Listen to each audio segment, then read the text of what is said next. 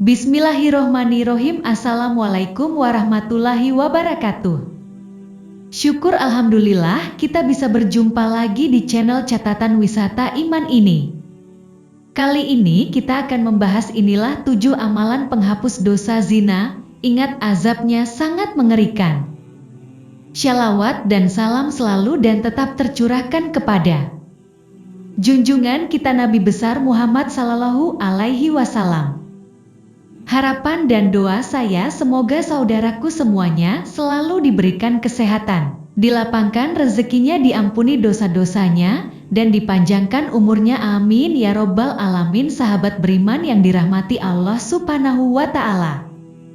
Zina dalam Islam didefinisikan sebagai perbuatan keji yang dilakukan oleh pria dan wanita, dan terjadi persetubuhan di antara keduanya. Perbuatan zina dikutuk Allah Subhanahu wa Ta'ala. Bahkan umat Islam dilarang atau haram hukumnya untuk mendekati zina. Mendekatinya saja sudah dilarang, apalagi sampai melakukannya. Zina itu sendiri dapat digolongkan dalam zina mukson atau zina yang dilakukan oleh mereka yang sudah menikah, dan zina goiru mukson yang dilakukan oleh mereka yang belum pernah menikah. Adapun hukuman dari perbuatan zina adalah dengan rajam atau lemparan batu hingga mati bagi pelaku zina mukson, dan hukuman dera atau cambuk serta diasingkan 1 tahun lamanya bagi mereka yang melakukan zina goiru mukson, sebagaimana yang disebutkan dalam firman Allah Subhanahu wa Ta'ala. Artinya, perempuan yang berzina dan laki-laki yang berzina, maka deralah tiap-tiap seorang dari keduanya 100 dali dera. Dan janganlah belas kasihan kepada keduanya mencegah kamu untuk menjalankan agama Allah jika kamu beriman kepada Allah dan hari akhirat. Dan hendaklah pelaksanaan hukuman mereka disaksikan oleh sekumpulan orang-orang yang beriman. Quran Surat An-Nur ayat 2. Sebegitu beratnya hukuman zina, Allah itu Maha Pengampun, Allah Maha Pemaaf, Maha Penerima Taubat, Maha Kasih Sayang. Arti, katakanlah, hai hamba-hambaku yang melampaui batas terhadap diri mereka sendiri, janganlah kamu berputus asa dari rahmat Allah. Sesungguhnya Allah mengampuni dosa-dosa semuanya. Sesungguhnya Dialah yang Maha Pengampun lagi Maha Penyayang. Karena itu bagi mereka yang pernah melakukan zina dan terjerumus dalam maksiat, menurut Ustaz Abdul Somad, masih bias dimaafkan asal benar-benar bertobat. Saudara-saudara yang pernah terjerumus zina, segera melakukan syalat tobat. Banyak-banyak mohon ampun kepada Allah, membuang kenangan yang buruk-buruk. Minta tolong kepada Allah. Siapa saja yang bertobat, beriman, beramal soleh, apa janji Allah? Allah mengganti yang buruk-buruk dulu menjadi kebaikan. Dulu dia berzina, kemudian wanita tersebut hamil lalu dinikahi, orang memang tidak tahu. Kemudian lahir anak dari istrinya itu, pernikahannya sah dan tidak perlu diulang, katanya. Tapi efek setelah itu ada 4, setelah anak lahir tidak boleh memakai bin ayahnya. Seandainya anak yang pertama laki-laki, lalu lahir kemudian adiknya perempuan, maka dia tidak bisa menjadi wali nikah bagi adik-adiknya karena tidak ada hubungan nasab.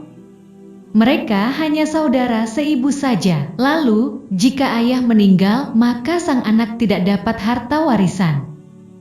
Bila anaknya perempuan mau menikah, maka walinya bukan ayahnya tersebut karena harus melalui wali hakim. Jelas Ustaz Abdul Somad. Semoga dengan mengamalkan cara-cara di atas segera diberi ampunan, diberi petunjuk jalan, diberi kekuatan untuk istiqomah. Tetaplah paksa diri untuk berjuang menjadi manusia yang lebih baik. Carilah teman dan lingkungan yang baik dan benar sesuai ajaran Islam. Berikut 7 amalan penghapus dosa zina agar mendapat ampunan Allah. 1. Menyesali perbuatannya. Tidak akan terhapus dosa seorang hamba tidak mengawalinya dengan sadar akan penyesalan. Rasa sesal yang dirasakan oleh seseorang yang berbuat zina dapat mengembalikannya pada jalan yang benar dan kembali pada Allah Subhanahu wa Ta'ala. Menyesali dosa yang pernah dilakukan dapat membersihkan hati dan memantapkan niat jika rasa sesal itu dijadikan awal dan cambuk untuk bertaubat kepada Allah Subhanahu wa Ta'ala. 2. Taubat nasuha. Jika ingin menghapus dosa-dosa besar seperti zina, maka seseorang haruslah bertaubat dengan sungguh-sungguh atau taubat nasuha. Taubat nasuha adalah taubat yang sungguh-sungguh berasal dari hati dan dilakukan karena seseorang menyesali perbuatannya. Allah memberikan janji bahwa Ia akan mengampuni dosa-dosa hambanya yang melakukan kesalahan sebagaimana yang disebutkan dalam firman Allah Subhanahu wa Ta'ala pada surat At-Tahrim ayat 8 berikut ini. Artinya, hai orang-orang yang beriman, bertaubatlah kepada Allah dengan taubatan nasuha, taubat yang semurni-murninya.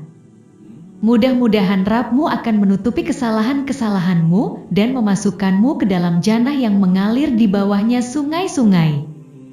Pada hari ketika Allah tidak menghinakan Nabi dan orang-orang mukmin yang bersama Dia, sedang cahaya mereka memancar di hadapan dan di sebelah kanan mereka, sambil mereka mengatakan, "Ya Rabb kami, sempurnakanlah bagi kami cahaya kami dan ampunilah kami, sesungguhnya Engkau Maha Kuasa atas segala sesuatu."